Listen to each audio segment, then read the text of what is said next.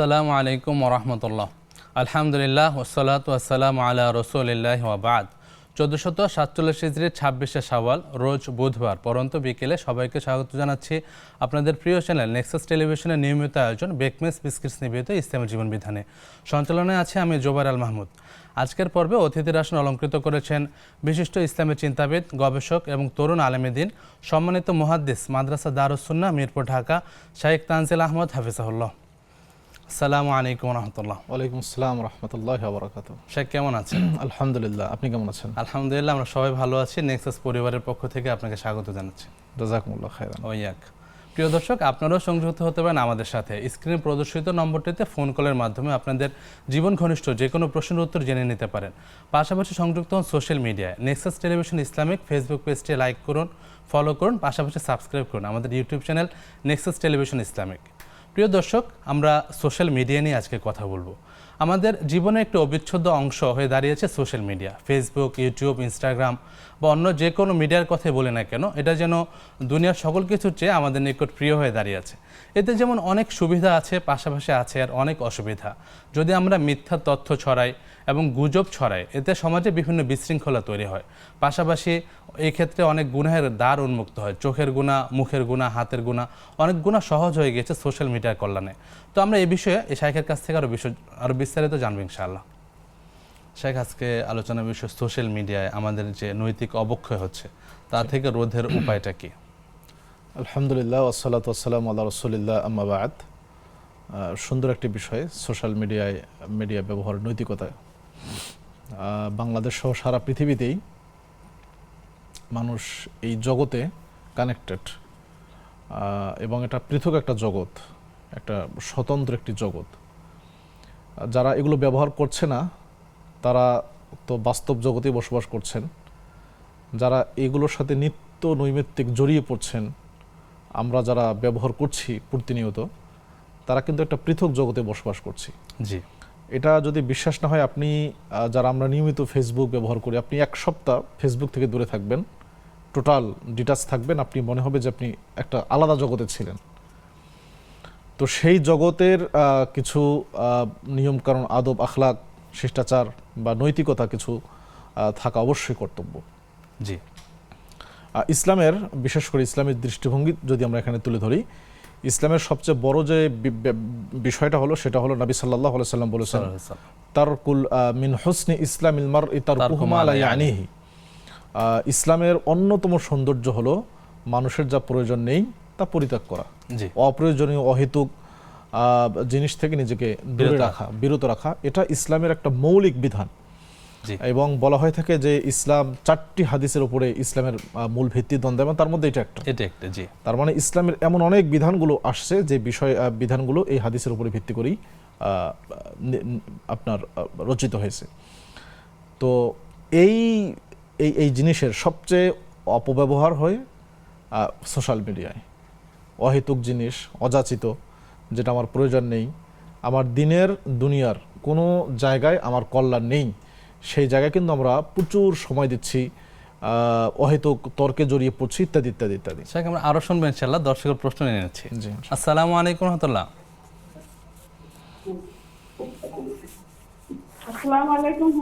ওয়ালাইকুম আসসালাম ওরহমতুল্লাহ বারাকাতুহু। জি বোন, বলুন। প্রশ্ন একটাই হুজুর, জি, আমি তো হিন্দু ভাষায় বাড়া থাকি, আশেপাশে অনেক হিন্দু। এখন আমার প্রশ্ন হলো, যদি রান্না খাবার দেয়, বাচ্চারা খায়, কখনো আমাকে দেয়, আমি খাই, এটা কি ঠিক আছে? জীবন, প্রশ্নটি বুঝতে পেরেছি, আমরা জানবো ইনশাআল্লাহ শাইখের কাছ থেকে। আমাদের সাথে থাকুন। আরেকজন দর্শক যুক্ত হয়েছেন। আসসালামু আলাইকুম রহমতুল্লাহ। জি ভাই, পরিচয় দিয়ে প্রশ্নটি করুন। জি ভাইয়া, আমি জানতে চাচ্ছিলাম, জি, ইসলামের যে আমরা অনেক আমল আছে যেগুলোতে মতানৈক্য দেখা যায়। জি, যেমন কেউ জুড়ে আমিন বলেন, কেউ বুকের উপর হাত বাঁধেন। জি, তো রাসূল সাল্লাল্লাহু আলাইহি সাল্লাম বিষয়গুলোকে চূড়ান্ত ভাবে নির্ধারণ করে যাননি কেন? তিনি মতানৈক্য বলেন? এই বিষয়টি জানতে চাচ্ছি, এর হিকমতটা কি? এই সম্পর্কে আমরা জানবো ইনশাআল্লাহ। আমাদের সাথে থাকুন। আরেকজন দর্শক যুক্ত হয়েছেন। আসসালামু আলাইকুম রহমতুল্লাহ। ওয়ালাইকুম আসসালাম। জি ভাই, পরিচয় দিয়ে প্রশ্নটা করুন। বলছি জি হুজুর, আমি ঢাকা ধানমন্ডি থেকে বলছি। জি ভাই বলুন, শুনছি হুজুর, আমি আপনাকে। বলছিলাম জি যারা সরকারি করে তাদের অনেকে জি। দুই ধরনের টাকা থাকে, আচ্ছা। ঘুষের টাকা থাকে এবং বেতনের হালাল টাকাটা থাকে। জি। হুজুর, ওরা করে কি বেতনের ঘুষের টাকা দিয়ে সংসার পরিচালিত করে, আচ্ছা আর বেতনের টাকাটা জমিয়ে হজ পালন করে আসে। আচ্ছা অনেকে বলেন কি, যেহেতু হালাল টাকা দিয়ে হজ করে আসছেন, জি। আপনি নিষ্পাপ হয়ে গিয়েছেন। আচ্ছা। শুধু আমার প্রশ্ন, এরা কি নিষ্পাপ হয়ে গিয়েছে? এটাই। যে বিষয়ে তো সংমিশ্রিত ইনকাম আছে, সন্দেহ তো অবশ্যই থাকে। আমরা শাইখের কাছ থেকে বিস্তারিত জানবো। ধন্যবাদ আপনাকে। যে শাইখ, আমরা আলোচনা করছিলাম সোশ্যাল মিডিয়ার ব্যবহার নিয়ে। তো সোশ্যাল মিডিয়ায় সবচেয়ে যে জিনিসটার লঙ্ঘন আমরা করছি, অহেতুক সময় নষ্ট করছি, জি এটা সবচেয়ে বড় মারাত্মক এবং যেটা অযাচিত। দ্বিতীয় যেটি হচ্ছে, যারা আমরা মোটামুটি নীতি নৈতিকতা সহই সোশ্যাল মিডিয়া ব্যবহার করছি, তারপরেও মিথ্যা এবং গুজবে আমরা কান দিচ্ছি এবং বিশ্বাস করছি। জি। নবী সাল্লাল্লাহু আলাইহি সাল্লাম বলেছেন, কাফা বিল মারই কাযিবান ইউহাদ্দিসু বিকুল্লি মা সামিআ। আপনি যা শুনবেন তা যাচাই না করেই বলে দেওয়া, প্রচার করা মিথ্যা, জি, এটা যথেষ্ট মিথ্যুক হওয়ার জন্য। তো সোশ্যাল মিডিয়ায় সেটা কিন্তু সবচেয়ে বেশি হচ্ছে। একটা ভুয়া নিউজ, মিথ্যা নিউজ ভাইরাল হওয়ার জন্য বা অন্য কোনো উদ্দেশ্যে বা সমাজে বিশৃঙ্খলা করার উদ্দেশ্যে, বিশেষ কোনো উদ্দেশ্যকে নিয়ে একটা নিউজ আসলো, আমরা সেটা না জানি বিশ্বাস করছি এবং সেই নিউজের পক্ষে কেউ যাচ্ছি, কেউ বিপক্ষে যাচ্ছি, এটা নিয়ে তর্ক করছি, কমেন্ট করছি, কমেন্ট সেকশনে গালাগালি করছি। যাদের সাথে আমাদের সম্পর্কগুলো খুব দৃঢ় ছিল, তাদের সাথে সম্পর্কগুলো আমাদের ছিন্ন হচ্ছে, নষ্ট হচ্ছে। খুব ছোট্ট ছোট্ট ইস্যু নিয়ে, ছোট্ট ছোট্ট বিষয় নিয়ে আমরা মানে খুব মানুষকে একটা বিচার করছি, মানদণ্ডে ফেলছি। যিনি এই পোস্টে লাইক দিয়েছেন, আচ্ছা তাহলে তো উনি এই দলের, উনি এই পোস্টে একটা কমেন্ট করছেন, তাহলে তো উনি এই দলের। এই যে নগণ্য একটা তুচ্ছ বিষয় নিয়ে, হ্যাঁ জি, তুচ্ছ বিষয় নিয়ে তিলকে তাল বানানো যে একটা অবস্থা, এবং এটাকে আমরা মনে করছি হ্যাঁ আমি খুব ভালো কাজ করছি। এই বিষয়গুলো খুবই মারাত্মক বিষয়। আরো শুনবো, দর্শকের প্রশ্ন নিচ্ছি। আসসালামু আলাইকুম ওয়া রাহমাতুল্লাহ। ওয়ালাইকুম আসসালাম। জি বোন, প্রশ্নটি করুন। আমার প্রশ্ন হচ্ছে যাকাত সম্পর্কে। জি। যে কেউ যদি মানে যাকাত খাওয়ার মতো যুক্ত, যাকাত খাওয়ার উপযুক্ত, আচ্ছা, এখন সে বারবার মানে আমার কাছে হাওলাত চায়। আচ্ছা। এখন আমি জানি টাকাটা হাওলাত দিলে আর ফিরে পাবো না। আচ্ছা। তাহলে এখন আমি কি টাকাটা যাকাতের উদ্দেশ্য করে দিতে পারবো? মানে তাকে না জেনে দিতে পারবেন কিনা, তাই তো? হ্যাঁ হ্যাঁ, মানে আমি দিতেছি যাকাত, ও জানতেছে হাওলাত, কিন্তু আমি দিব যাকাতের নিয়তে। জি জি। এটা কি দেওয়া যাবে কিনা? তো বিষয়টি স্পষ্ট করে ভালো, আমরা জানবো শাইখের কাছ থেকে ইনশাআল্লাহ। আর 2 নাম্বার প্রশ্ন হচ্ছে, জি জি বোন, মানত করলে মানতের গোশত খাওয়া যায় না, মানে আত্মীয় স্বজন যে সে খাইতে পারবো না। আচ্ছা। কিন্তু কেউ যদি মানে কিনা নিতে চায়, কুরবানির সময় মানত করছে, ওই জায়গা থেকে কোনো আত্মীয় স্বজনে যদি কিনা নিতে চায়, তাহলে ওই টাকাটা কি আবার দান করে দেওয়া যাবে? এটা কি জায়েজ? জি বোন, বিষয়টি বুঝতে পেরেছি, জানবো ইনশাআল্লাহ। থাকুন আমাদের সাথে। আরেকজন অপেক্ষমান আছেন। আসসালামু আলাইকুম ওয়া রাহমাতুল্লাহ। ওয়ালাইকুম আসসালাম হুজুর। আমার প্রশ্ন হলো, মনের আশা পূর্ণ করার জন্য ইসলামে আদম নিয়মিত পড়লে কি মনের আশা পূর্ণ হবে? অন্য কোনো প্রশ্ন আছে বোন? না না। জি, আমাদের সাথে থাকুন, আমরা জানবো ইনশাআল্লাহ। অসংখ্য ধন্যবাদ আপনাদের। জি শাইখ, আমরা গুরুত্বপূর্ণ বিষয় আমরা আলোচনা করছিলাম। জি। তো সোশ্যাল মিডিয়ার এই যে অপব্যবহার আমরা দেখছি, এটা তো যারা আমরা নীতি নৈতিকতা মোটামুটি মেনটেন করে ব্যবহার করার চেষ্টা করছি, অন্যদিকে সেখানে তো অনৈতিকতা, অশালীনতা, অশ্লীলতা, এটা তো ছড়াছড়ি আছেই। এটা তো একটা আলাদা পৃথক জগৎ। তো সেই জগৎটাও কিন্তু একটা বিশাল শ্রেণী মানুষ, বিশেষ করে উঠতি বয়সী তরুণ তরুণী যারা স্কুল কলেজ থেকে শুরু করে নিয়ে, তারা এটাতে সময় দিচ্ছে আর নিজের নীতি নৈতিকতাকে, ওই যে হাদিসটা আমরা বারবার মনে পড়ে, নবী সাল্লাল্লাহু আলাইহি সাল্লাম বলেছিলেন যে ইয়াবিউর রাজুলু দীনাহু বিআরাদিম মিনাদ দুনিয়া, কিয়ামতের আগে দুনিয়ার ঠুনকো একেবারে তুচ্ছ স্বার্থের জন্য মানুষ তার দিনকে বিক্রি করবে, ইমানকে বিক্রি করবে। ইমান যে চলে যাচ্ছে কোন দিক দিয়ে মানুষ টেরই পাচ্ছে না। তো সোশ্যাল মিডিয়া দেখলে এই বিষয়গুলো কিন্তু আমরা খুব সহজেই উপলব্ধি করতে পারি যে মানুষ কত নিচু হতে পারে, ইমান বিক্রি করতে পারে, নিজের নৈতিকতাকে বিক্রি করতে পারে দুনিয়ার সামান্য স্বার্থের জন্য। সোশ্যাল মিডিয়ায় আমরা যে কাজগুলো করতে পারি বা আমাদের যে কাজগুলো করা উচিত, সোশ্যাল মিডিয়া একটা বিশাল লাইব্রেরির মতো।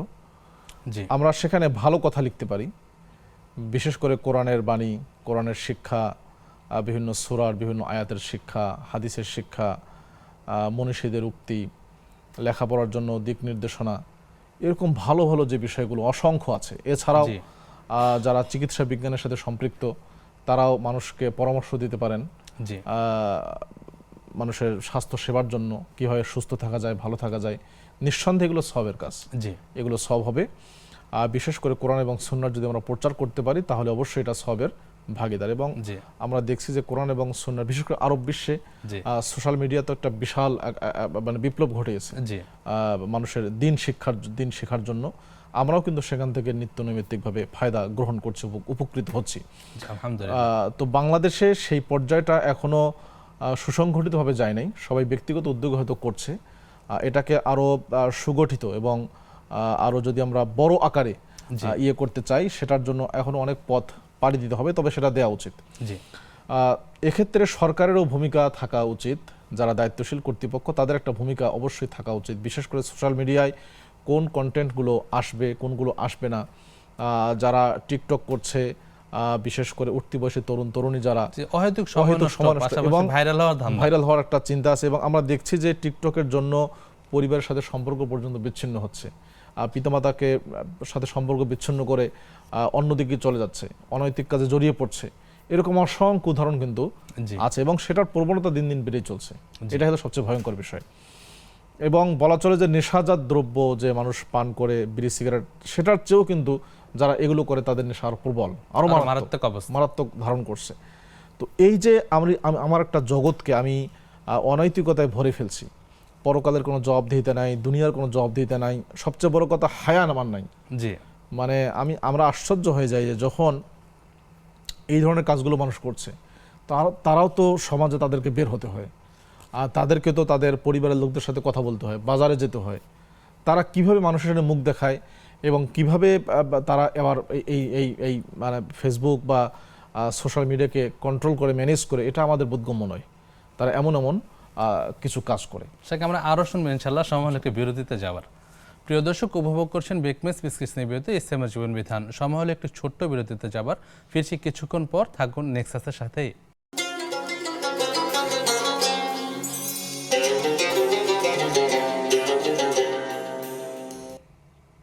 আসসালামু আলাইকুম রহমতুল্লাহ। প্রিয় দর্শক, বিরতির পর আবারও স্বাগত জানাচ্ছি আপনাদের প্রিয় অনুষ্ঠান ইসলামের জীবন বিধানে, প্রেজেন্টস বাই বেকমেস বিস্কিটস। আজকের পর্বে অতিথি হিসেবে আছেন শাইখ তানজিল আহমদ হাফিজাহুল্লাহ।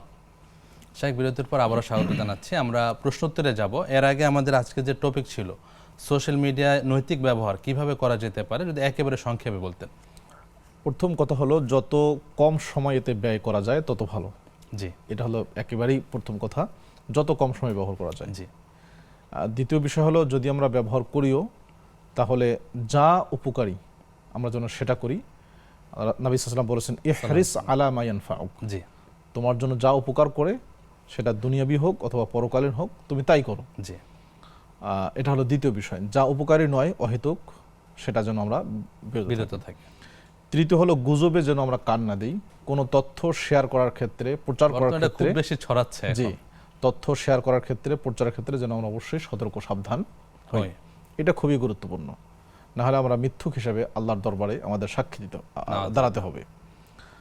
এরপরে আমরা যে বিষয়টি স্মরণ করে দিতে চাইব সেটি হলো নবী সাল্লাল্লাহু আলাইহি ওয়াসাল্লাম বলেছেন বাল্লিগু আন্নী হলো আয়া, আমার একটি হাদিস, একটি কথা হলে তোমরা কি করো, মানুষের নিকটে প্রচার করো, পৌঁছে দাও।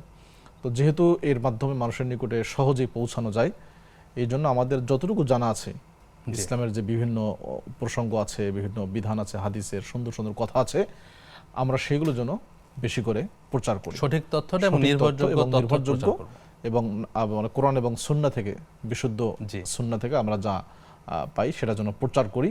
জি, এটা আমাদের একেবারেই মৌলিক দায়িত্ব। জি, অবশ্যই। তবে সার্বিক কথা হলো যত কম সময়তে দেয়া যায় ততই মঙ্গল, ততই ভালো আমাদের জন্য।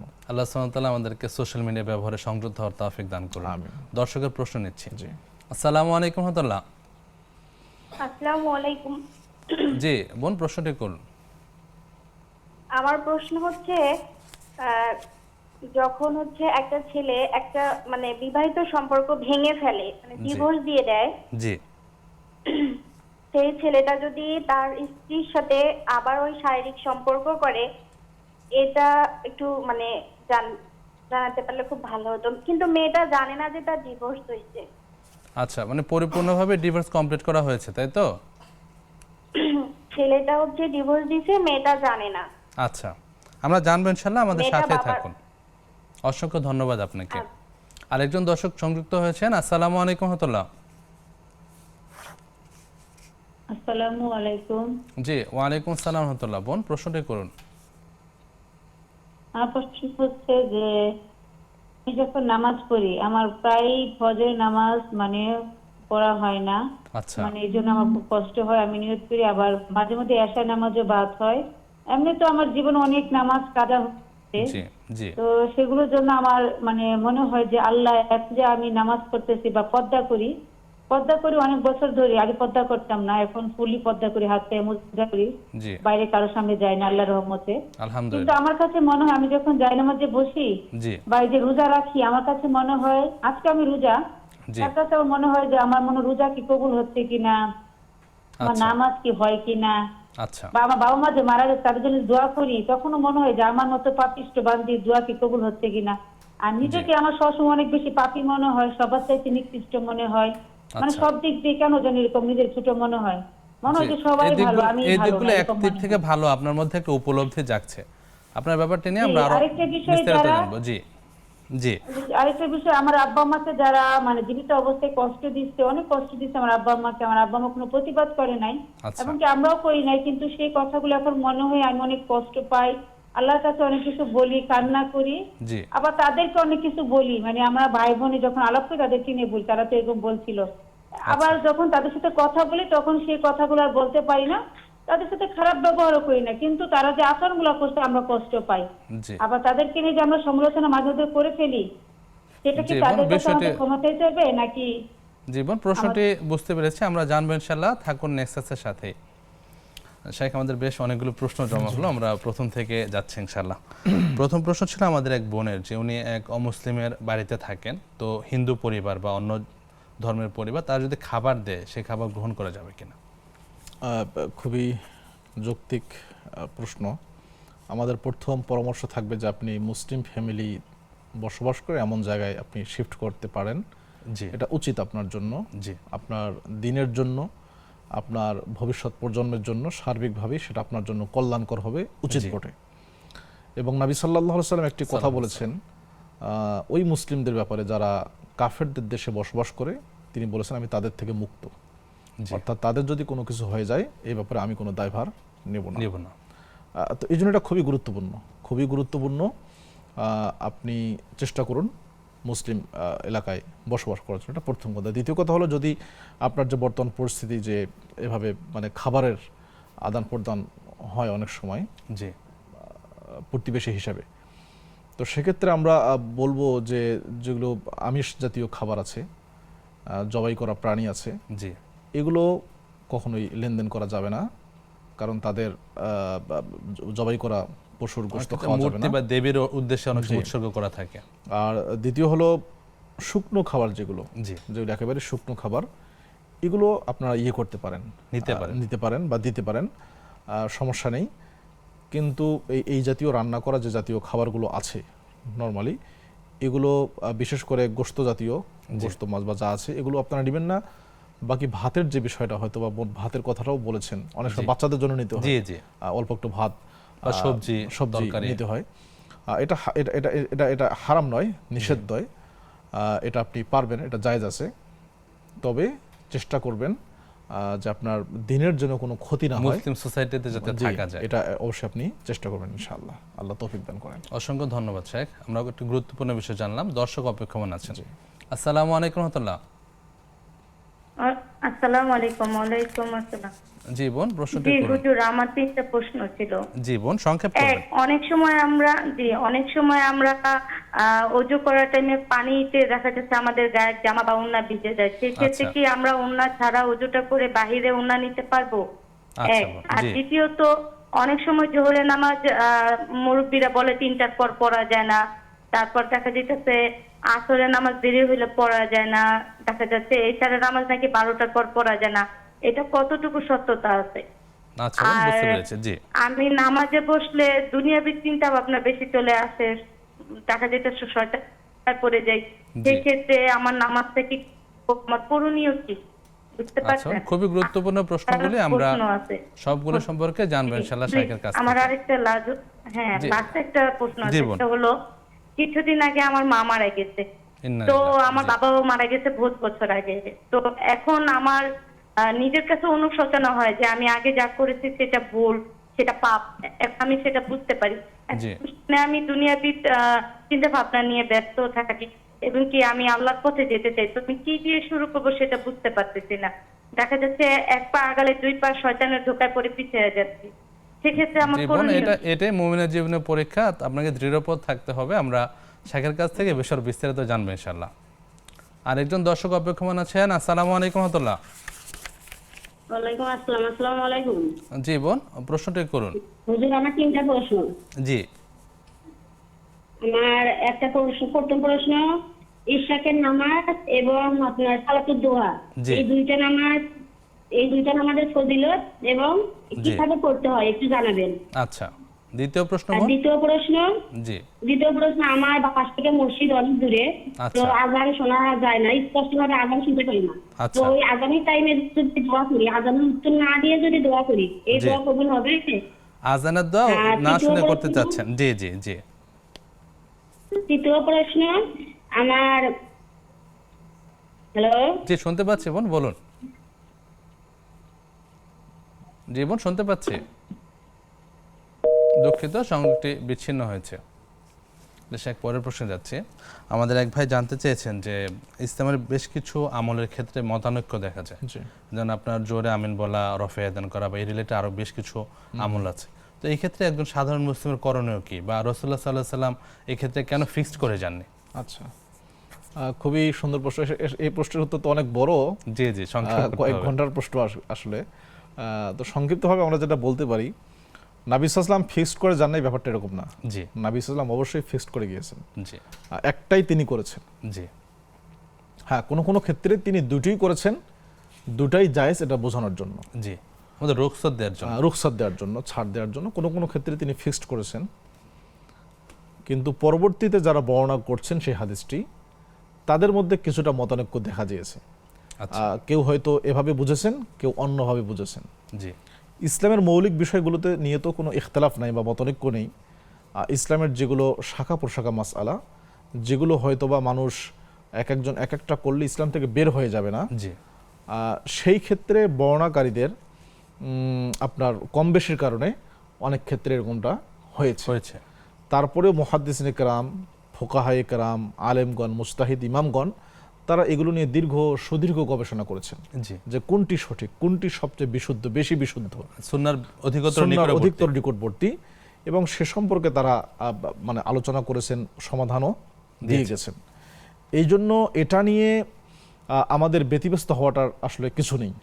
এটা নিয়ে যে এত কেন মতানৈক্য, আমাদের উচিত হলো, আল্লাহ তাআলা বলেছেন ফাসআলু আহলা যিকরি ইন কুনতুম লা তা'লামুন, তোমরা না জেনে থাকলে যারা জানে তাদের নিকট জেনে নাও।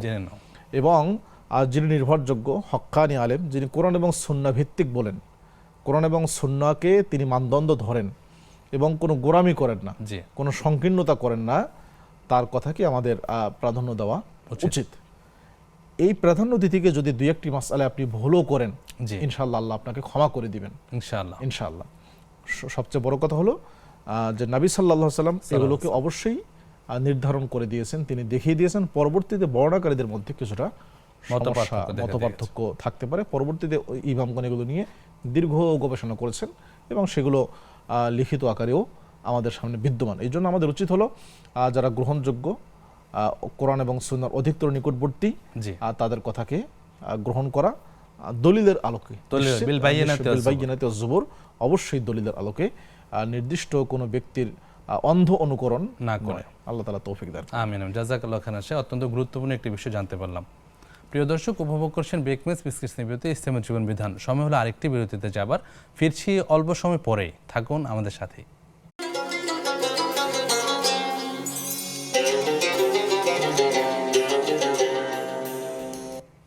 আসসালামু আলাইকুম রহমতুল্লাহ। প্রিয় দর্শক, বিরতির পর আবারও স্বাগত জানাচ্ছি আপনাদের প্রিয় অনুষ্ঠান ইসলামী জীবন বিধানে।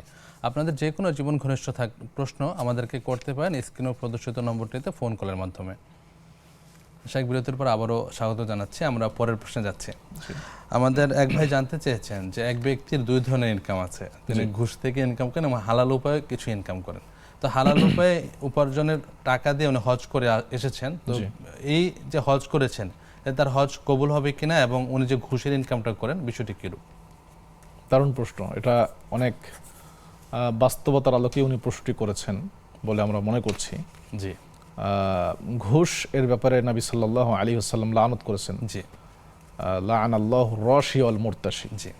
আল্লাহ তাআলা যারা ঘুষ দেয় এবং ঘুষ নেয় উভয়কেই অভিশাপ করেছেন। জি, নাউযুবিল্লাহ। ঘুষের মাধ্যমে মানুষের অধিকার খর্ব করা হয়, নিজের দায়িত্ববোধ পালন করতে ফাঁকি দেওয়া হয়। জি। তো ঘুষের যে টাকাটা, এই টাকা দিয়ে সংসার চালায়।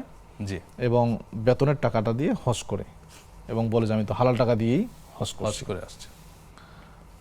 কিন্তু তার যে সংসার চালানো, তার রক্ত মাংস সব কিন্তু অবৈধ টাকায় হয়েছে, উপার্জিত। জি। এই যে অবৈধ টাকায় তার রক্ত মাংস গড়া দেহ, এই দেহ পবিত্র কাবা শরীফে গিয়ে আপনি যদি কাবা শরীফের গিলাফ ধরে সারাদিন কান্না করেন, সারা রাত কান্না করেন, সারা বছর কান্না করেন, আপনি অন্যের অধিকার খর্ব করেছেন, অন্যের অধিকার মেরে খেয়েছেন। জি। আপনার দায়িত্ব সঠিকভাবে পালন করেন নাই, টাকার বিনিময়ে করেছেন। জি। অনৈতিকভাবে আপনি অন্যকে এগিয়ে দিয়েছেন, চাকরি দিয়েছেন যে যোগ্য তাকে দেন নাই। এই যে আপনি মানুষের অধিকার খর্ব করেছেন, নবী সাল্লাল্লাহু আলাইহি ওয়াসাল্লাম বলেছেন যে নিঃস্ব কোন ব্যক্তি, নিঃস্ব ব্যক্তির পরিচয় দিতে গিয়ে রাসূল কিন্তু বলেছেন যে নিঃস্ব হলো সেই ব্যক্তি যে কিয়ামতের দিন দুনিয়ার অনেক আমল নিয়ে আসবে, সালাত, হজ, যাকাত ইত্যাদি ইত্যাদি ইত্যাদি, কিন্তু সে মানুষের অর্থ আত্মসাৎ করেছে, অন্যায়ভাবে মানুষের সম্পদ খেয়েছে। তখন তারা পাওনাদাররা তার নিকট থেকে এগুলো চাইবে, তখন তার এই সবগুলো তাকে সম্পূর্ণ দেওয়া হবে। এমনকি যদি সব বাকি না থাকে, পাওনাদার রয়ে যায়, পাওনাদারদের গুনাহ তাকে দেওয়া হবে, তাকে জাহান্নামে দেওয়া হবে। নাউযুবিল্লাহ, কি ভয়ানক অবস্থা! ভয়ানক অবস্থা। তো যারা এই কৌশল অবলম্বন করছে এবং নিজেকে খুব বুদ্ধিমান মনে করছে যে আমি হালাল টাকা দিয়ে হজ করছি, তার জন্য এটাই হলো সতর্কবার্তা যে আপনার রক্ত মাংস পুরোটাই হারামের তৈরি।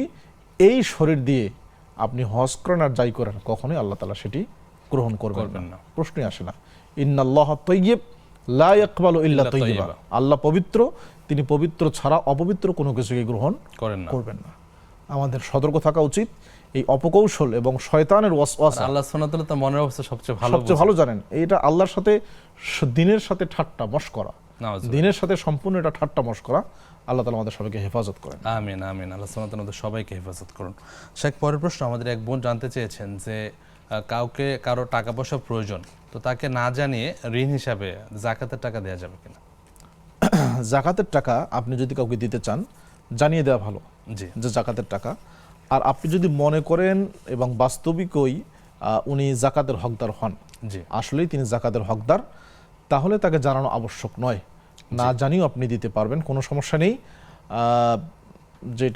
যে পদ্ধতি উনি বলেছেন যে তিনি হাওলাত মানে ঋণ চাচ্ছেন, তো যেহেতু ঋণ পরিশোধ করতে পারবেন না, যাকাতের নিয়তে আপনি দিয়ে দিলেন, সমস্যা হবে না ইনশাআল্লাহ, যেহেতু তিনি যাকাতের হকদার। হকদার না হলে তাহলে একটা কথা ছিল, কিন্তু যেহেতু হকদার আপনি না জানিয়েও তাকে দিতে পারবেন ইনশাআল্লাহ। ইনশাআল্লাহ। শেখ, পরের প্রশ্ন ছিল যে মানতের গোশত খাওয়ার ব্যাপারে, যে ওনার মনে যিনি প্রশ্ন করেছেন জানতে চাইছেন আত্মীয় স্বজন তো মানতের গোশত খেতে পারবেন না, তা মানতের গোশত যদি বিক্রি করা হয় ওই টাকাটা আবার দান সদাকা হিসেবে ব্যবহার করা যাবে কিনা? না, মানতের গোশত আত্মীয় স্বজন অবশ্যই খেতে পারবে। জি। আত্মীয় স্বজন প্রতিবেশী তারা তো খেতে পারবেই। মানতের গোশত বিক্রি করা যাবে না। এই গোশত কোরবানির গোশতের মতোই, কোরবানির গোশত বিক্রি করা যায় না, মানতের গোশত আপনি বিক্রি করতে পারবেন না এবং সেই টাকাটা নিয়ে দান সদকা করার প্রশ্নই আসে না। আপনি গোশতই বিতরণ করবেন, আত্মীয় স্বজন প্রতিবেশী যারা আছে আপনি গোশতটাই বিতরণ করবেন, এটা বিক্রি করবেন না, করা যাবে না। জি, ধন্যবাদ শেখ। পরের প্রশ্ন, মনের আশা পূরণ করার জন্য ইসমে আজম এর ফজিলত কি? ইসমে আজম, নবী সাল্লাল্লাহু আলাইহি ওয়াসাল্লাম বলেছেন যে ইসমে আজম হলো আল্লাহর এমন নাম যে নাম দিয়ে আল্লাহকে ডাকলে আল্লাহ সাড়া দেন, দোয়া কবুল করেন। এখন ইসমে আজম কোনটা, এটা নিয়েও আলেমদের মধ্যে একটা মত আছে। কেউ বলেছেন আল্লাহ, এটি হলো ইসমে আজম। কেউ বলেছেন আল হাই আল কাইয়ুম, এটি ইসমে আজম। যাই হোক, তো আমরা যেটাই ধরি, যদি আল্লাহই ধরি যে আল্লাহ এটি হলো ইসমে আজম, আল্লাহকে এই নামে ডাকলে অবশ্যই তিনি ডাকে সাড়া দিবেন, নিঃসন্দেহে দিবেন। নিঃসন্দেহে। তবে সেই দোয়া আপনার বাসনাটা কি, আপনার ইচ্ছাটা কি, এটাও একটা ব্যাপার। জি। অনেক সময় হয় যে আপনি আল্লাহকে ডাকছেন, আল্লাহ সাড়া দিচ্ছেন না, বা আপনার কাছে মনে হচ্ছে আল্লাহ তো আমার দোয়া কবুল করলেন না, তো এটার একটা বিশেষ উদ্দেশ্য থাকে। জি। আল্লাহ তাআলা বলেছেন ওয়া আসা আন তুহিব্বু শাইআন ওয়া হুয়া কুরহুল লাকুম, লাকুম। এই দোয়া যদি কবুল করি তাহলে তোমার বিপদ হতে পারে, যেটা আমি তো জানি না যে আমার জন্য কোনটা কল্যাণকর কোনটা অকল্যাণকর। আল্লাহ তাআলা আপনার দোয়া কবুল করলেন না, এর দ্বারা উদ্দেশ্য হলো যে আল্লাহ আপনাকে বিপদ থেকে রক্ষা করলেন। জি। বিপদ থেকে রক্ষা করার মাধ্যমে আল্লাহ আপনার দোয়া কবুল করলেন মূলত, সেটা আমি টের পাচ্ছি না। জি। এই জন্য অনেকেই অস্থির হয়ে যান যে দোয়া করছি কবুল তো হচ্ছে না, অস্থির হওয়ার কিছু নেই। জি। এই জন্য বাকি সুন্নাতে যেটা এসছে যে দোয়া করলে অবশ্যই আল্লাহ কবুল করবেন, জি, কিন্তু সেটা আপনার বিপদ কাটিয়ে দেওয়ার মাধ্যমেও হতে পারে, এটা আপনার বিশ্বাস রাখতে হবে। জাযাকাল্লাহ খাইরান শেখ। পরের প্রশ্ন, এক বোন জানতে চেয়েছেন যে বিবাহের পরে স্ত্রীকে না জানিয়ে ডিভোর্স দেওয়ার পর আবার যদি শারীরিক সম্পর্ক করে, বিষয়টি কিরূপ? খুব গুরুত্বপূর্ণ এবং জটিল প্রশ্ন বটে। বোন যেটি বলতে চেয়েছেন যে স্বামী ডিভোর্স দিয়েছেন, জি, স্ত্রী জানে না, এর মধ্যে আবার পরবর্তীতে শারীরিক সম্পর্ক হয়েছে। তো সেই ডিভোর্সটা আসলে কিরকম? যদি এমন হয় যে 3 তালাক, পরিপূর্ণ 3 তালাক, তাহলে তো আর শারীরিক সম্পর্ক করার কোনো সুযোগ নেই। আর যদি এমন হয় যে 1 তালাক বা 2 তালাক, তাহলে তো শারীরিক সম্পর্ক করলে সমস্যা নেই, সেটা রাজাআত হবে, ফেরত নেওয়া হবে। জি। তো যদি 3 তালাকই ধরলাম যে পুরো একদম বায়েন তালাক, পুরো ডিভোর্স হয়ে গেছে, স্ত্রী জানে না, এরপরে যদি এই ধরনের সম্পর্ক হয় তাহলে সেটা গুনাহগার স্বামী হবেন। জি। স্ত্রী যদি জানেন না তিনি গুনাহগার হবেন না, এটা সম্পূর্ণ দায়ভার স্বামী হবেন। ইসলামী শরীয়তে স্বামীর এই ধরনের স্বামীর শাস্তি হলে তাকে রজম মারতে হবে, কারণ সে একটা পরনারী, আজনাবী পরনারী, বা যার সাথে তার সম্পর্ক করা হারাম, তার সাথে সম্পর্ক স্থাপন করছে, তাকে হত্যাযোগ্য অপরাধ সে করছে। স্ত্রী যদি না জানেন তাহলে তার গুনাহ হবে না, যেহেতু তিনি জানেন না। জি। তবে এটা একটু আশ্চর্যের বিষয় যে স্বামী ডিভোর্স দিল, স্ত্রী জানেন না, এরকমটা তো হওয়ার কথা নয়। আল্লাহু আলাম, যদি এমনটা হয়েও থাকে সেক্ষেত্রে যিনি জেনে শুনে কাজ করছেন তিনি গুনাহগার হবেন, যিনি জানেন না আশা করছি তিনি গুনাহগার হবেন না। আল্লাহু তাআলা আলাম। আল্লাহু আলাম। জাযাকাল্লাহ খাইরান শেখ। দর্শক অপেক্ষমান আছেন, প্রশ্ন নিচ্ছি। আসসালামু আলাইকুম ওয়া রাহমাতুল্লাহ। জি, ওয়ালাইকুম আসসালাম হুজুর। আসসালামু আলাইকুম। জি বোন, প্রশ্নটি করুন। আমার দুইটা প্রশ্ন। একটা প্রশ্ন হলো অমরিকা যা নামাজ পড়বো যে বেতের নামাজগুলো পড়তে হবে কিনা সাথে, এটা একটা প্রশ্ন। আরেকটা প্রশ্ন হলো যে ইসলামী ব্যাংকে ফিক্সড ডিপোজিট রাখা ওইটা যে মুনাফা আসছে ওইটা খাওয়াটা জায়েজ হবে কিনা? আচ্ছা, অসংখ্য ধন্যবাদ, আমরা জানবো ইনশাআল্লাহ। আরেকজন দর্শক যুক্ত হয়েছেন। আসসালামু আলাইকুম ওয়া রাহমাতুল্লাহ। আসসালামু আলাইকুম। ওয়া আলাইকুম আসসালাম ওয়া রাহমাতুল্লাহ। জি বোন, প্রশ্নটি করুন। আমার প্রশ্ন হলো যে আমার শ্বশুর শাশুড়ি, আমি শুধু বলি, ওনাদের কথাই বলি। জি জি। আমি ব্যক্তিগত জীবনে অনেক সৎ ছিলেন, চাকরি জীবনে, কিন্তু ওনাদেরকে আমি বোঝাইতে গেলে বোঝাইতে পারি না, ওনারা ভুল বুঝে। ওনারা 5 ওয়াক্ত নামাজ পড়ে মানে খুব নামাজের প্রতি আগ্রহ, কিন্তু তাদেরকে একটা কিছু বুঝাতে পারি না, তারা যে তাদের জমানো টাকাগুলা, হ্যাঁ 50-60 লাখ টাকার মতো তারা ব্যাংকে ফিক্স করে, যারা তো তারা ফিক্স করে রাখছে, সেটা লাখ। এটা আমার বুঝাইতে গেলেও তারা আমাদের কথা পাত্তা দেয় না, বরং আমাকে কষ্ট দিয়ে কথা বলে, আমি কষ্ট পাই, এই জন্য আমি তাদেরকে আর কিছু বলবো না। এটা কি ইসলামী ব্যাংকিং সিস্টেমে রাখা আছে নাকি অন ইসলামিক ব্যাংকে রাখা? না না, ইসলামী ব্যাংকে, আমরা সোনালী ব্যাংকে বা গ্রামীণ ব্যাংকে এগুলাতে রাখি আর কি। জি জি। সোনালী ব্যাংকে চাকরি করতে, সোনালী ব্যাংকে। আমি সব লোক, কাউকে যদি টাকা এনে কার সাথে কোনো ঝগড়া করে না, কিন্তু এই বিষয়টা তাদেরকে বুঝাইতে পারি, এই জন্য কষ্ট হয় যে এত সৎভাবে থেকে আপনি এখন শেষ বসে সেই টাকাগুলো ফিক্স করে আপনারা খাচ্ছেন, টাকাগুলো তুলবেন। আমরা এই বিষয়ে জানবো ইনশাআল্লাহ। অসংখ্য ধন্যবাদ আপনাকে। প্রিয় দর্শক, উপভোগ করছেন বেকমেস বিসকিস নিবেদিত ইসলামের জীবন বিধান। সময় হলো আরেকটি বিরতিতে যাবার, ফিরছি অল্প সময় পরেই। থাকুন ইসলামের জীবন বিধানের সাথে।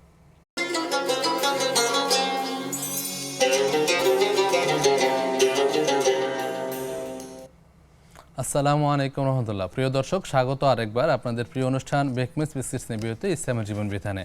সাথে আছেন শাইখ তানজিল আহমদ হাফিজাহুল্লাহ। শেখ, বিরতির পর আবারও প্রশ্ন তুলে যাচ্ছি। আমাদের এক বোনের প্রশ্ন ছিল, তিনি অনেক দিন সিয়াম পালন করতেন না, সালাত আদায় করতেন না। তার মনে সবসময় প্রশ্ন জায়গায় যে আমার সালাত কবুল হচ্ছে কিনা, সিয়াম কবুল হচ্ছে কিনা, দোয়া কবুল হচ্ছে কিনা, এই ক্ষেত্রে সমাধান কি?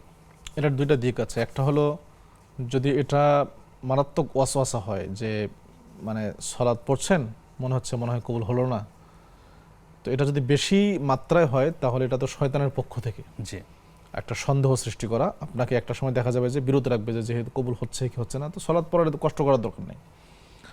আর একটা হলো যে বিনয়ের প্রকাশ, এটা যে আপনি ইবাদত বন্দেগী করছেন তারপরেও যথাযথ আদায় করতে পারছি কিনা এই আশঙ্কায় থাকা, এর জন্য আল্লাহ নিকট ইস্তেগফার করতে হবে যে আল্লাহ আমি আমার সাধ্য অনুযায়ী করছি, আপনি কবুল করে নেন দয়া করে, ভুল ভ্রান্তি যাই থাকুক আপনি কবুল করে নেন, আল্লাহ নিকট এভাবে দোয়া করা। তো সন্দেহের কিছু নেই, জি সন্দেহের কিছু নেই, আল্লাহ তাআলা অবশ্যই কবুল করবেন। জি আপনি যদি আপনার সামর্থ্যের সবটুকু দিয়ে, যতটুকু আছে আপনার ইখলাস, একনিষ্ঠতা, একাগ্রতা দিয়ে যদি আপনি সালাত, সিয়াম ইত্যাদি আদায় করেন, ইনশাআল্লাহ অবশ্যই কবুল করবেন। কোনো চিন্তার কারণ নেই। আল্লাহ তাআলা বলেছেন লা তাকনাতু মির রাহমাতিল্লাহ, আল্লাহর রহমত থেকে তোমরা নিরাশ হও না, কারণ আমাদের পাপ, আমাদের যে গুনাহ, এর চেয়ে আল্লাহর রহমত অনেক অনেক অনেক অনেক বেশি, অকল্পনীয়। এই জন্য আপনার চিন্তার কোনো কারণে আপনি ইবাদত নিয়মিত করে যাবেন, আপনি নিয়মিত ইবাদত করে যাবেন, ইনশাআল্লাহ অবশ্যই আল্লাহ তাআলা কবুল করবেন ইনশাআল্লাহ। শেখ, পরের প্রশ্ন আমাদের বোন জানতে চেয়েছেন যে অজু করা অবস্থায় ওড়না ছাড়া যদি করা হয় এতে কোনো অসুবিধা আছে কিনা? না, এতে কোনো সমস্যা হবে না, আপনি ওড়না ছেড়েই রেখে উজু করতে পারবেন, কোনো সমস্যা হবে না ইনশাআল্লাহ। জি, পরের প্রশ্ন যে জোহরের নামাজ বা অন্যান্য ওয়াক্তের সালাত একটু দেরি করে পড়া হয়, উনি শুনেছেন যে দেরি করে নামাজ পড়লে নামাজ হয় না, এই ক্ষেত্রে নামাজের আসলে প্রকৃত সময়টা কতটুকু বা কখন পড়া উচিত? আমাদের মা বোনদের ক্ষেত্রে দেখা যায় বিশেষ করে জোহর আসরের ক্ষেত্রে একেবারে শেষ ওয়াক্তে গিয়ে শেষ ওয়াক্তে পড়েন। আব্দুল্লাহ ইবনে মাসউদ থেকে বর্ণিত, তিনি বলেছেন নবী সাল্লাল্লাহু আলাইহি সাল্লামকে জিজ্ঞেস করা হলো আইয়ুল আ'মালি আফদল, কোন আমল সর্বোত্তম? জি, তিনি আস-সালাতু লিআউয়ালি ওয়াক্তিহা, জি আউয়াল ওয়াক্তে, শুরু ওয়াক্তে, প্রথম ওয়াক্তে সালাত পড়াই হলো সবচেয়ে উত্তম আমল। জি, ইন্নাস সালাতা কানাত আলাল মুমিনিনা কিতাবাম মাওকুতা, সালাত নামাজ নির্দিষ্ট সময় মানুষকে দেওয়া হয়েছে, এই জন্য আমাদের এক্ষেত্রে অবহেলা করা উচিত নয়। জি, দ্বিতীয়ত যদি কোনো কারণে শরঈ কোনো ওজরের কারণে আপনার বিলম্ব হয়ে যায়, তাহলে তো আপনি যখন আপনার সময় হবে তখন আপনাকে পড়তে হবে, সালাত হবে না ব্যাপারটা এরকম নয়, সালাত আদায় হবে না, কাজা হবে। জি, ওয়াক্তের পরে যদি আপনি আদায় করেন তাহলে সেটা আদায় হবে না, আদায় বলতে নির্দিষ্ট সময়ের মধ্যে পড়া, আর কাজা মানে নির্ধারিত সময় পেরিয়ে গিয়ে পড়া, সব কম হবে তখন।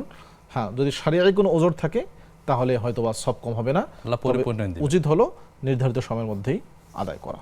জাযাকাল্লাহ খায়ের। শেখ, পরের প্রশ্ন আমাদের একবার জানতে চেয়েছেন যে ইশাকের সালাতুদ দোহা কখন পড়তে হয় আর ফজিলতটা কি? ইশাকের সালাত আপনার হলো তো যে ফজরের যখন সূর্যোদয় হবে, জি সূর্যোদয় পরিপূর্ণরূপে হয়ে যাওয়ার পরে এর কয়েক মিনিট, হয়তো 10 মিনিট, সর্বোচ্চ 10-15 মিনিটের মধ্যেই ইশাকের সালাত পড়া 2 রাকাত। এর ফজিলত হলো যদি কেউ ফজরের সালাত পড়ে সেখানে বসে থেকে ওই উজুতেই বিশেষ করে ওই ইশাকের সালাত পড়তে পারে, তাহলে তার পরিপূর্ণ উমরা এবং পরিপূর্ণ হজের সওয়াব হবে। সুবহানাল্লাহ, এটা বিশাল সওয়াবের অধিকারী। আর দোহার সালাত যেটি, সেটি একটু বেলা হয়, অর্থাৎ আমরা বলতে পারি 8টার পর থেকে নিয়ে আপনি 11টা বা 10:30 পর্যন্ত এই সময়ের মধ্যে আপনি পড়তে পারবেন। সেটা 2 রাকাত করে সর্বোচ্চ 12 রাকাত পর্যন্ত পড়া যেতে পারে। এর ব্যাপারে ফজিলতের কথা যেটি এসেছে সহিহ মুসলিম সহ অন্যান্য হাদিসে, নবী সাল্লাল্লাহু আলাইহি ওয়াসাল্লাম বলেছেন যে মানুষের শরীরে 360টি জোড়া আছে, এর প্রত্যেকটা সাদাকা দিতে হয়, তো সবগুলো সাদাকা দেওয়ার ক্ষেত্রে 2 রাকাত সালাত যদি কেউ পড়ে জোহর সালাত যথেষ্ট হয়ে যাবে ইনশাআল্লাহ। সুবহানাল্লাহ, আল্লাহ তাআলা আমাদের সবাইকে সালাতগুলো পড়ার তৌফিক দান করুন।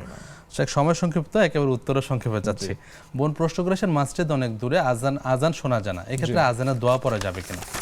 আজান না শুনলে তো আপনি দোয়া পড়বেন কিভাবে? যদি এমন হয় যে বুঝতে পারলেন যে আজানটা দিল, আজান এটা যদি বুঝতে পারেন তাহলে আপনি দোয়া পড়তে পারবেন। আর আজানের যে প্রত্যুত্তর দেয়া, এটার জন্য অবশ্যই আপনাকে আজানটা ক্লিয়ারলি শুনতে হবে, কারণ হাদিসে এসেছে ইদা সামিআতুমুল মুআজ্জিন ফাকুলু মিসলা মা ইয়াকুলুল মুআজ্জিন। যেহেতু আপনি আজানটা অস্পষ্ট শুনতে পান, তখন আপনি আজানটা যদি মনে করেন যে আজানটা শেষ হলো, দোয়া পড়তে পারবেন। জাযাকাল্লাহ। শেখ, পরের প্রশ্ন ছিল যে উমরি কাজা নামাজ আদায়ের বিধান কি, আর ওই ক্ষেত্রে বিতির নামাজ পড়া লাগবে কিনা? আসলে উমরি কাজা জীবনে যিনি অনেকগুলো নামাজ পড়েন একসাথে পড়বেন, এ সম্পর্কে বিশুদ্ধ কোনো বর্ণনা নেই, হাদিস নেই। অনেকে এটাকে আমলযোগ্য মনে করেন, নিজের উপর চাপিয়ে নেন, এটার কোনো প্রয়োজন নেই। এটার জন্য আপনি তওবা করবেন, একটাই পথ, আপনি খালেসভাবে তওবা করবেন অতীতের না পড়া সালাতগুলোর জন্য। এটা চাপিয়ে নিয়ে আপনি এটা পড়ার কোনো বিশুদ্ধ কোনো হাদিস বর্ণনায় নেই। আল্লাহু আলাম। আপনি বেশি বেশি করে নফল ইবাদতে নফল ইবাদত মনোযোগী করলে হবেন সেটা- এবং জি। একনিষ্ঠ তওবা নাসুহা ইস্তেগফার করবেন। ইস্তেগফার করতে হবে। শেখ, সর্বশেষ প্রশ্ন আজকের ফিক্সড ডিপোজিট নিয়ে। জি। ইসলামে ফিক্সড ডিপোজিটের বিধানটা কি, এবং কি অনেক টাকা পয়সা থাকা পরেও আপনার ব্যাংকে ফিক্সড ডিপোজিট রাখে তা থেকে লাভ গ্রহণ করা যাবে কিনা, একেবারে সংক্ষেপে। ফিক্সড ডিপোজিট জায়েজ, মৌলিকভাবে জায়েজ। আপনাকে অবশ্যই খোঁজ নিতে হবে ইসলামী ব্যাংকে যে এটাতে তারা কিভাবে ব্যবহার করে টাকাটা, শরিয়া পরিপালন হয় কিনা। জি। যদি আপনি নিশ্চিত হন যে শরিয়া পরিপালন হচ্ছে, তাহলে আপনি সেখান থেকে লভ্যাংশ খেতে পারবেন। আর যদি শরিয়া পরিপালন না হয়, ইসলামী ব্যাংকে রাখলেও আপনি সেটার লভ্যাংশ খেতে পারবেন না। জি। অন্যান্য ব্যাংক যেগুলো আছে, কমার্শিয়াল ব্যাংক যেগুলো আছে, যেগুলো আপনার ইসলামী নয়, সেখানে টাকা রেখে ইন্টারেস্ট খাওয়া এবং এটা দিয়ে সংসার চালানো, অনেকে এই কাজগুলো করে। জি, জি। এটা সম্পূর্ণ হারাম, কারণ এই নিঃসন্দেহে ব্যাংকগুলো হারাম। জি। সুদী ব্যাংক, জি। এগুলো সুদী ব্যাংক, এটা সম্পূর্ণ হারাম। এই কাজ থেকে অবশ্যই আমাদের দূরে থাকতে হবে। আল্লাহু আ'লাম। আল্লাহ সুবহানাহু ওয়া তাআলা আমাদের সঠিকটা বোঝার তৌফিক দান করুন। আমিন। পুরো অনুষ্ঠান জুড়ে শেখ আপনার কাছ থেকে আমরা অনেকগুলি প্রশ্নের উত্তর জানতে পারলাম, গুরুত্বপূর্ণ আলোচনা শুনলাম। আল্লাহ সুবহানাহু ওয়া তাআলা আপনার ঈমান, আমল এবং হায়াতে বারাকা দান করুন। জাযাকুমুল্লাহু খায়রান। আমিন। প্রিয় দর্শক, একেবারে শেষ পর্যায়ে চলে আসলাম। আল্লাহ সুবহানাহু ওয়া তাআলা আপনাদের সবাইকে সুস্থ রাখুন, নিরাপদ রাখুন। আর আজকে যে আলোচনার বিষয় সোশ্যাল মিডিয়া, তার সর্বোচ্চ নৈতিক ব্যবহার করার তৌফিক দান করুন। এই প্রত্যাশা এখানে শেষ করছি। আল্লাহুম্মা সাল্লি ওয়া সাল্লিম আলা নাবিয়িনা মুহাম্মদ।